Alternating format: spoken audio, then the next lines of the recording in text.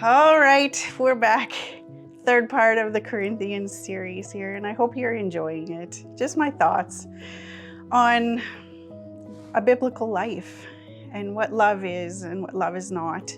This time we're going to talk about 4 little statements in the middle of the verses about how love is not irritable, doesn't demand its own way, rejoices when the truth wins. Family life is crazy busy. It is. And there are things that Jesus kind of tucked into those verses that are kind of advice for today. It defines what love is and what love is not. But I feel like this next section is about advice for today. Love isn't irritable. It doesn't demand its own way.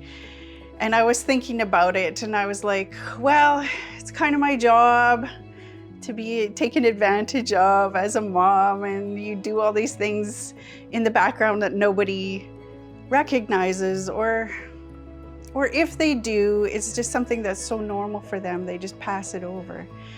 And then I realized like taking advantage of might cause a little bit of a stir. But the truth is, a biblical life is a self-sacrificial life. And that's what this is. And I'm just going to remind you guys what the verse says. In verse 5, it says, "It does not demand its own way. It is not irritable, and it keeps no record of being wronged. It does not rejoice about injustice, but rejoices whenever the truth wins out." That is solid advice for today. And I was talking about the idea of self-sacrifice and demanding its own way.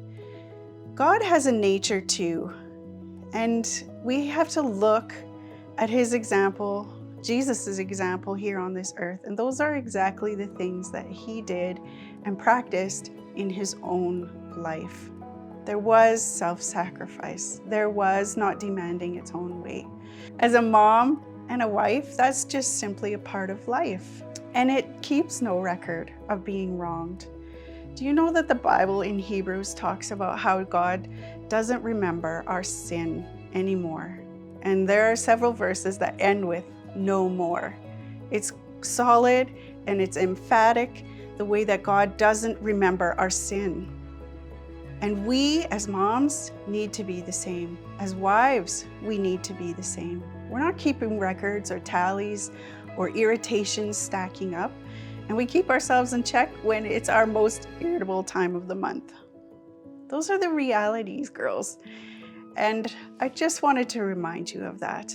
Take a look at that and see if it's the advice that you can apply to your life today.